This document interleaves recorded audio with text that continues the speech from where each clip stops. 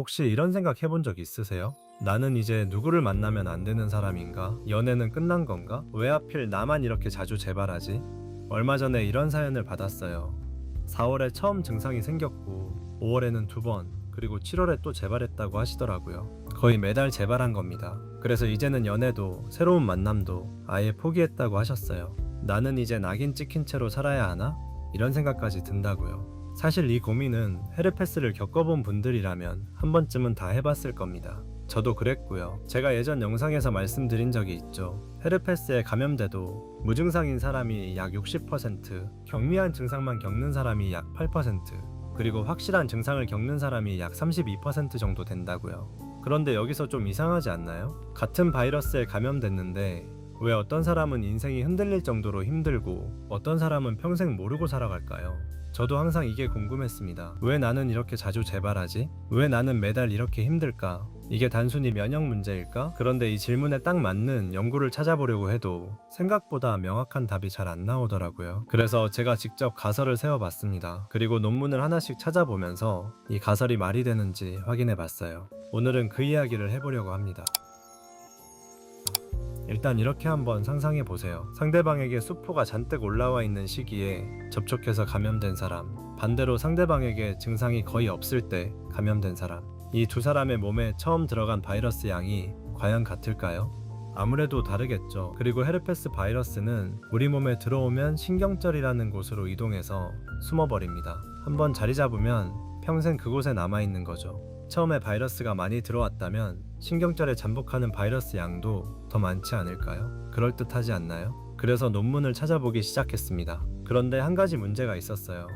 헤르페스 바이러스를 사람에게 노출시켜서 비교하는 연구는 할 수가 없더라고요. 말이 안 되죠.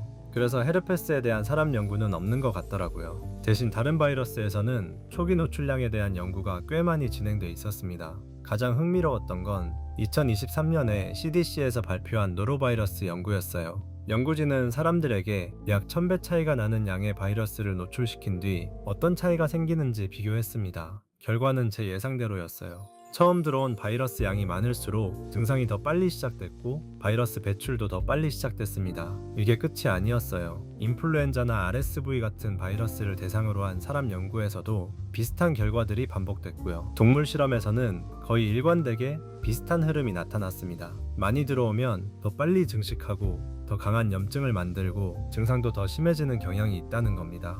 내 가설이 완전히 엉뚱한 얘기는 아니었구나. 처음 얼마나 많은 바이러스가 몸에 들어왔는가. 이것도 재발 빈도를 설명하는 중요한 변수 중 하나일 수 있다. 그래서 처음에는 저도 단순하게 생각했어요. 많이 들어왔으면 무조건 더 많이 잠복하겠네. 그런데 논문을 읽을수록 꼭 그렇게 단순한 문제는 아니라는 걸 알게 됐습니다. 바이러스가 많이 들어오면 우리 몸이 가만히 당하고만 있지는 않더라고요. 바로 비상사태에 들어갑니다. 인터페론이라는 신호 물질이 분비되고 NK세포와 T세포 같은 면역세포들이 총동원돼서 바이러스를 막기 시작하죠. 결국 처음 감염은 바이러스가 얼마나 많이 들어왔느냐, 그리고 우리 몸이 얼마나 잘 막아냈느냐, 이 두 가지가 동시에 결정하는 싸움이더라고요. 같은 양의 바이러스가 들어와도 누군가는 잘 눌러두고 누군가는 자주 재발합니다.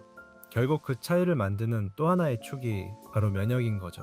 그럼 우리 몸은 도대체 어떻게 이 바이러스를 막고 있을까요? 우리 몸에는 헤르페스를 감시하는 면역 특수부대가 있습니다. 평소에는 조용히 순찰을 돌다가 바이러스가 다시 움직이기 시작하면 가장 먼저 출동하는 부대죠. 그런데 헤르페스는 그냥 숨어있는 것만으로 끝나지 않습니다. 감염된 세포를 정상세포처럼 위장시켜버립니다. 원래 우리 몸의 모든 세포는 겉에 일종의 신분증을 달고 있습니다. 나는 정상입니다. 나는 지금 감염됐습니다. 이런 정보를 면역세포에게 보여주는 표식이죠. 이 표식을 면역학에서는 MHC라고 부릅니다. 그런데 헤르페스는 이 신분증을 떼어버립니다. 감염된 세포가 마치 아무 일도 없는 정상세포처럼 보이게 만드는 거예요. 그러면 감염된 세포를 찾아다니던 T세포는 이렇게 착각할 수 있습니다. 이상 없네? 하고 그냥 지나칠 수도 있는 거죠. 실제로 헤르페스는 MHC가 세포 표면으로 올라오는 과정을 방해해서 T세포의 감시를 피한다는 사실이 밝혀져 있습니다. 그런데 이 전략은 결국 막히게 되죠. NK세포는 T세포와는 완전히 다른 방식으로 적을 찾습니다. 정상적인 세포라면 당연히 있어야 할 신분증이 갑자기 사라져 있다? 그러면 NK세포는 오히려 수상하게 봅니다. 잠깐, 너 왜 신분증이 없어? 이렇게 보고 그 세포를 먼저 공격합니다. 면역학에서는 이걸 미싱 셀프라고 부릅니다. 숨기 위해 신분증을 떼어냈는데 그 행동 자체가 오히려 가장 수상한 행동이 되어버린 겁니다. 결국 헤르페스는 T세포를 피하면 NK세포에게 걸리고 NK세포를 피하면 다시 T세포에게 쫓기는 계속 숨바꼭질을 해야 하는 바이러스입니다. 그래서 건강한 사람은 바이러스가 신경절에 숨어 있더라도 평소에는 쉽게 재발하지 않습니다.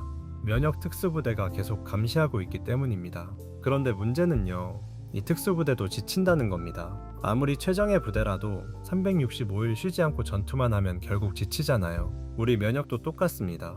스트레스를 오래 받고 잠을 제대로 못 자고 과로가 계속되고 몸살이 나거나 여성분들의 경우 월경처럼 몸의 균형이 크게 흔들리는 시기에는 면역 탈진이 발생하게 됩니다. 그러면 신경절에 숨어있던 헤르페스는 그 틈을 놓치지 않습니다. 지금이다 하고 다시 밖으로 나오기 시작하는 거예요. 그래서 많은 분들이 시험 기간, 야근이 계속되던 시기, 며칠 밤을 샜을 때 큰 스트레스를 받고 난 뒤에 재발을 경험하는 경우가 많습니다. 정확히는 면역과 바이러스 사이의 균형이 잠시 무너졌을 때 다시 모습을 드러내는 바이러스였습니다. 그리고 이 균형은 생각보다 다양한 것들의 영향을 받습니다. 수면, 스트레스, 영양상태, 과로, 심한 자외선, 음주, 흡연 이런 것들이 하나씩 쌓이면서 면역 특수부대가 조금씩 지치게 되는 거죠. 그래서 저는 재발 관리도 결국 이 특수부대를 얼마나 잘 유지하느냐에 달려있다고 생각합니다. 그럼 실제로 어떤 것들이 도움이 될까요? 제가 논문을 찾아보면서 가장 근거가 탄탄하다고 느꼈던 것 3가지를 말씀드리겠습니다. 첫 번째는 라이신입니다. 아마 헤르페스를 찾아보신 분들이라면 라이신은 한 번쯤 들어보셨을 거예요. 그런데 라이신은 오해도 정말 많은 성분입니다. 어떤 곳에서는 이것만 먹으면 헤르페스가 안 생깁니다. 이런 식으로 과장해서 이야기하기도 하고, 반대로 그런 과장 광고 때문에 라이신은 효과 없는 거 아니야? 라고 생각하는 분들도 많더라고요. 사실 둘 다 조금 과한 이야기입니다. 라이신은 헤르페스를 완전히 없애는 성분이 아닙니다. 재발을 100% 막아주는 성분도 아니고요. 그런데도 왜 지금까지 계속 연구되고 있을까요? 헤르페스 바이러스는 자신을 복제할 때 아르기닌이라는 아미노산을 많이 이용합니다. 그런데 라이신은 이 아르기닌과 흡수 과정에서 서로 경쟁하는 특성이 있습니다. 쉽게 말하면 바이러스 입장에서는 필요한 재료를 구하기가 조금 더 어려운 환경이 만들어지는 겁니다. 그래서 라이신은 바이러스를 직접 죽이는 성분이라기보다 바이러스가 활동하기 불편한 환경을 만들어주는 성분으로 이해하시면 좋겠습니다. 재발이 잦은 분들이라면 충분히 고려해볼 만한 이유가 여기에 있습니다. 그리고 식단도 생각보다 중요합니다. 라이신이 풍부한 식품은 생선, 육류, 달걀, 유제품 같은 단백질 식품입니다. 반대로 아르기닌이 많은 식품은 견과류, 초콜릿, 귀리 같은 음식들이고요. 그래서 재발이 잦은 시기라면 견과류나 초콜릿은 조금 줄이고 단백질 식품을 충분히 챙기는 것만으로도 도움이 될 수 있습니다. 두 번째는 베타글루칸입니다. 이번에 논문을 찾아보면서 제가 가장 인상 깊게 봤던 성분이기도 합니다. 베타글루칸은 흔히 면역에 좋다 이 정도로만 알려져 있죠. 그런데 실제로는 훨씬 구체적인 작용을 합니다. 면역세포 표면에는 덱틴1이라는 스위치 같은 수용체가 있습니다. 베타글루칸이 여기에 결합하면 대식세포와 NK세포가 활성화되면서 면역 반응이 시작됩니다. 특히 흥미로웠던 건 스트레스가 많은 사람일수록 NK세포 활성 증가가 더 크게 나타난 연구들도 있었다는 점입니다. 헤르페스가 스트레스와 함께 재발하는 경우가 많다는 걸 생각하면 충분히 의미 있는 결과라고 봤습니다. 세 번째는 아연입니다. 아연은 면역에서는 절대 빠질 수 없는 기본입니다. 특히 T세포가 제대로 만들어지고 제 역할을 하는데 꼭 필요한 영양소입니다. 그런데 이번에 저도 공부하면서 다시 알게 된 사실이 하나 있었습니다. 아연은 많이 먹는다고 무조건 좋은 성분이 아니었습니다. 부족한 사람에게 부족한 만큼 채워주는 것이 중요합니다. 오히려 과하게 섭취하면 면역 균형을 무너뜨릴 수도 있습니다. 그래서 저는 항상 이렇게 생각합니다. 많이가 아니라 적절하게. 이게 더 중요합니다. 이렇게 하나씩 논문을 찾아보다 보니까 결국 제 머릿속에는 3가지가 남았습니다. 라이신, 베타글루칸, 아연. 그래서 국내 라이신 제품들도 보면 이 3가지 성분이 기본으로 들어간 경우가 많다는 걸 확인하실 수 있을 겁니다. 그런데 국내산 라이신 제품은 가격이 좀 비싼 편입니다. 보통 4만원 선에서 왔다 갔다 하더라고요. 그래서 저는 이런 생각을 했습니다. 이걸 내가 직접 만들어서 조금 더 접근하기 편한 가격으로 제공해드리면 어떨까? 업체와 컨택해서 제품을 준비한 지도 벌써 6개월 정도 되어가는 것 같습니다. 제품명은 데이프리 라이신이라고 지었습니다. 아마 8월 말쯤에는 선보일 수 있을 것 같아요. 제가 제품을 만들면서 세운 기준은 딱 하나였습니다. 내가 실제로 먹고 싶은 제품을 만들자. 지금까지 말씀드린 것처럼 논문을 찾아보고 기전을 공부하면서 정말 필요하다고 생각한 성분만 담아보자는 기준이었습니다. 그래서 나온 결론이 이겁니다. 라이신은 순도 99.9%의 국내산 원료를 공수해서 용량은 1000mg으로 맞췄습니다. 베타글루칸은 미생물 유래 특허 원료로 400mg을 넣었고요. 여기에 독일산 퀘르세틴 100mg, 아연, 셀레늄, 비타민 B군까지 더했습니다. 물론 이 제품이 헤르페스를 치료해주는 제품은 아닙니다. 재발을 완전히 막아주는 제품도 아닙니다. 그렇게 말할 수도 없고 그렇게 말해서도 안 된다고 생각합니다. 어디까지나 면역을 관리하기 위한 영양 보충제입니다. 그리고 꼭 제 제품이 아니어도 괜찮습니다. 라이신은 라이신대로, 베타글루칸은 베타글루칸대로 본인에게 맞는 제품을 선택해서 꾸준히 관리하시는 것도 충분히 좋은 방법입니다.